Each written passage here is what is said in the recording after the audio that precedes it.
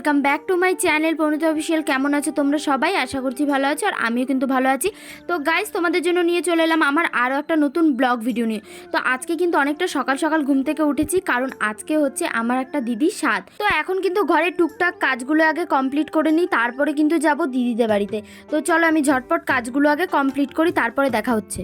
তো আমার ঘরের সমস্ত কাজ কিন্তু কমপ্লিট হয়ে গেছে, আর এখন কিন্তু যাচ্ছি দিদিদের বাড়িতে। তো যাওয়ার আগে রিশুকেও এখানে নিয়ে নিলাম, আর এখানে কিন্তু আমি রিশুকে একটু হাসানোর চেষ্টা করছি। আর রিশু কিন্তু সবে ঘুম থেকে উঠেছিল, তাই কিন্তু প্রথমে হাসছিল না, আর এখন দেখতেই পাচ্ছ কত হাসছে। তো এখন চলে এসেছি দিদিদের বাড়িতে, আর এই দেখো এই দিদিটারই হচ্ছে স্বাদ। আর দিদি কিন্তু রিশুকে দেখতেই পাচ্ছ এখন আদর করছে, মানে ওর একদম পেট ভর্তি থাকলে ওর কান্নাকাটি কোনো কিছুই করে না। আর এই যে হলো কেক, যেটা আমরা অর্ডার দিয়ে বানিয়েছি, মানে স্বাদের আগের দিনই অর্ডার দিয়েছি। দেখতেই পাচ্ছ কেকটা কত সুন্দর। তো দেখতেই পাচ্ছ দিদি এখন ডেকোরেশনের সব জিনিসপত্র নিয়ে দাঁড়িয়ে আছে, মানে এখন আমরা সবাই মিলে করব ডেকোরেশন, মানে বেবি শাওয়ার যে লেখাটা থাকে সেটাই এখন আমরা ঠিকঠাক করে লাগাবো। তো দিদি সেটাই বলছিল যে এখনই কিন্তু লাগিয়ে নে, না হলে দুপুরবেলা লোকজন চলে আসবে, তখন কিন্তু আর লাগাতে পারবি না। মানে এটা কিন্তু সকালবেলার টাইম। তো দেখতে থাকো কিরকমভাবে সাজাচ্ছি। তো প্রথমেই কিন্তু এই গোল্ডেন যেটা থাকে, মানে এটার আমি নাম ঠিক জানি না, তোমরা জানলে আমাকে একটু কমেন্টে জানিও। তো এটা প্রথমে আমরা লাগিয়ে নিচ্ছি, আর এখানে কিন্তু আমাকে একটা ভাই হেল্প করছে। তোমরা কি কিছু বুঝতে পারছো কে কাকে হেল্প করছে? আমি ভাইকে হেল্প করছি না আমাকে ভাই হেল্প করছে, সেটা কিন্তু আমিও বুঝতে পারছি না। না ভাইকে আমি হেল্প করে দিচ্ছিলাম। আর এই ডেকোরেশনটা কিন্তু আমরা সবাই মিলে করেছি, আর আমি করার মধ্যে দেখিয়ে দিচ্ছিলাম কোথায় কি লাগানো হবে, আর যে সেলোটিপগুলো লাগানো হয় তো সেগুলোই লাগিয়ে দিচ্ছিলাম। আর ওই পাশে সেলোটিপটা আমি কিন্তু ঠিকভাবে আটকাতে পারছিলাম না, তো আমি ভাইকে বললাম যে নে তুই আটকে নে। তারপরে কিন্তু ভাই সেলোটিপটা আটকে নিচ্ছিল। আর এদিকে আমি চলে আসছিলাম, আর একটা গোল্ডেন ছিল, কারণ দেখো পুরোটা কিন্তু কভার হয়নি, তার জন্য কিন্তু আমরা দুটো নিয়ে এসেছিলাম। তো সেলোটিপটা আমি আটকে দিলাম, ভাই এখানে লাগিয়ে দিচ্ছে। আর এখানে কিন্তু যে ওয়ার্ডগুলো থাকে ওয়ার্ডগুলোও কিন্তু এখন ফুলিয়ে নিচ্ছিলাম।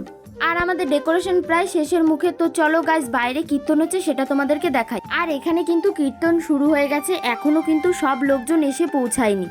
তো গাইজ আমাদের ডেকোরেশন কমপ্লিট হয়ে গেছে। তো কেমন লাগছে তোমাদের তোমরা কিন্তু জানিও। তো এরপরে কিন্তু বাড়ি চলে যাব, কারণ অনেকক্ষণ হয়েছে এসেছি। তো বাড়িতে এসে খাবার দাবার খেয়ে স্নান করে কিন্তু রেডি হয়ে গেছি। এখন যাব আমরা বাজারে, টুকটাক কেনাকাটি কিছু করার আছে।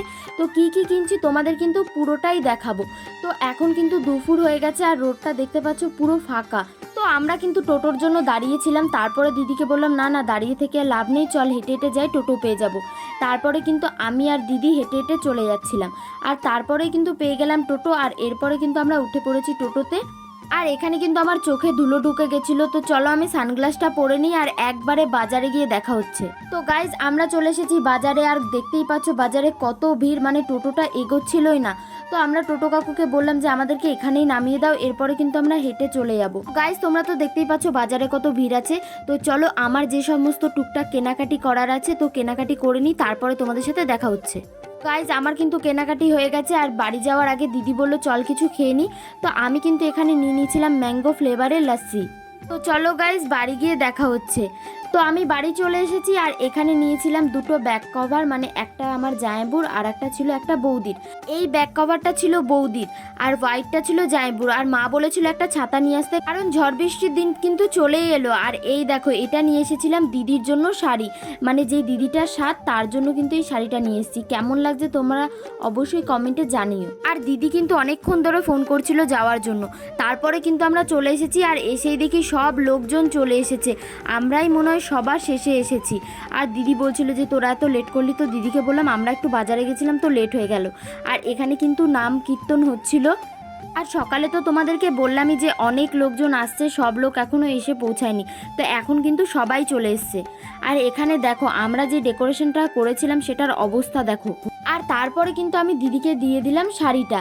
আর এখানে মজার ব্যাপার কি হয়েছে, দিদিকে একবার এসে দিয়ে দিয়েছি শাড়িটা। তো তখন আমি বলছি যা আমি তো ভিডিওতে দেখাইনি, তুমি আবার দাঁড়াও, তোমাকে আমি আবার শাড়িটা দেবো। আর তারপরে কিন্তু আমি আর একটা দিদি মিলে খাবারের জায়গাটা সাজিয়ে নিচ্ছিলাম। আমি এখানে ফুল ছিঁড়ে দিচ্ছিলাম, আর দিদিটা খাবারের চারিপাশে ছড়িয়ে দিচ্ছিল। চলো একেবারে সাজিয়ে তারপরে কিন্তু দেখা হচ্ছে। তো আমাদের কিন্তু খাবারের জায়গাটা সাজানো কমপ্লিট হয়ে গেছে। আর এখানে না দেখতে কিরকম যেন একটু বেঁকা বেঁকা লাগছিল, তো সেটাই আমি ঠিক করে দিচ্ছিলাম। আর আমি সবাইকে বলছিলাম যে দেখো এবার সোজা লাগছে, তারপরে বললো যে না এই বাটিটাকে একটুখানি সামনের দিকে করে দাও, তাহলেই কিন্তু সোজা লাগবে। আর এরপরে কিন্তু দিদির চলছে ফটোশ্যুট, আর দিদি কিন্তু এখানে কোনো পোজই খুঁজে পাচ্ছে না যে কিরকম ভাবে ফটো তুলবে। তো ওটাই আমরা সবাই মিলে দেখিয়ে দিচ্ছিলাম যে এরকম ভাবে ফটো তোলো, ওরকম ভাবে তোলো। আর এরপরে কিন্তু বড়রা সবাই আশীর্বাদ করছে দিদিকে। আর এটা কিন্তু কাকু মানে তৃষাদির বাবা প্রথমে আশীর্বাদ করছে, আর তারপরে কিন্তু আশীর্বাদ করছে কাকিমা মানে তৃষাদির মা। তো বড়দের আশীর্বাদ নিয়ে দিদি এখানে খেতে শুরু করে দিয়েছে। আর প্রথমে এরকম নাকি নিয়ম আছে কোনো একটা বাচ্চাকে খাওয়াতে হয়, আর এখানে কিন্তু রিশুকে খাওয়াচ্ছে। আর রিশু দেখো কত সুন্দর খাচ্ছে, মানে এটা দেখে আমরা সবাই এত হাসছিলাম। আর দিদি তো বলছে আমার হাতে সুরসুরি লাগছে, আর ওকে যতবার দিচ্ছে ততবারই দেখো কত সুন্দরভাবে খাচ্ছে। আর ও যেহেতু এখনো ছোট তাই কিন্তু পায়েসটাই খাওয়াচ্ছে ওকে। আর গাইজ এখানে দেখো আমাদের কেক গলে গেছে, মানে এটা আইস কেক ছিল আর বাইরে অনেকক্ষণ রাখা ছিল তার জন্য কিন্তু গলে গেছে। আর এই কেকটা যেহেতু নিরামিষ ছিল তার জন্য কিন্তু গোপালের ভোগে দিয়েছিল। আর কেকটা নিয়ে এসেছে, তো দিদিকে বললাম যে কয়েকটা ফটোও তুলে নাও। তো বলছিল ঘুরিয়ে ঘুরিয়ে দেখাচ্ছিল যে কোন দিকটায় করে ফটো তুললে ভালো লাগবে। আর কিছুটা কেক কেটে প্রথমে কিন্তু গোপালকেই দিয়েছে। আর তারপরে কিন্তু জায়াম্বুকে আমরা সবাই জোর করে ফটো তুলতে বসিয়ে দিলাম, কারণ জায়াম্বু একটুকু ফটো তুলতে চায় না। আর তারপরে কিন্তু আমরা বসে পড়েছি খেতে, আর ওইদিকে কিন্তু দিদিও খেতে শুরু করে দিয়েছে। তো চলো গাইজ একেবারে খাবার দাবার খেয়ে তারপরে কিন্তু তোমাদের সাথে দেখা হচ্ছে। তো গাইজ আমাদের খাওয়া দাওয়া কমপ্লিট হয়ে গেছে, আর দিদিরও কিন্তু খাওয়া হয়ে গেছে। আর এখানে বসে বসে আমরা সবাই মিলে গল্প করছিলাম।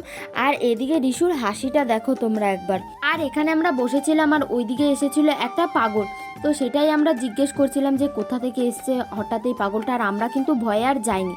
আর ওইদিকে কাকিমারা বাসন ধুচ্ছে। তো তারপরে আমরা বললাম যে কোথা থেকে হঠাৎ এই পাগলটা এলো, তো চলো একবার গিয়ে দেখে আসি। তারপরে কিন্তু পাশে একটা কাকি বাড়ি আছে, তো ওই কাকি বাড়িটার ওপর থেকে গিয়ে দেখলাম যে হ্যাঁ সত্যি একটা পাগল এসেছে, যেটা তোমাদেরকে আমি আর দেখালাম না, কারণ সব কিছু দেখানোটা ঠিক নয়। আর আজকের ব্লগটা কিন্তু আর বেশি বড় করব না। তো চলো গাইজ আজকের ভিডিওটা এখানেই শেষ করছি। ভিডিওটা যদি ভালো লাগে অবশ্যই like, comment, share and subscribe করে দেবে। চলো বাই, দেখা হচ্ছে নেক্সট ব্লগে।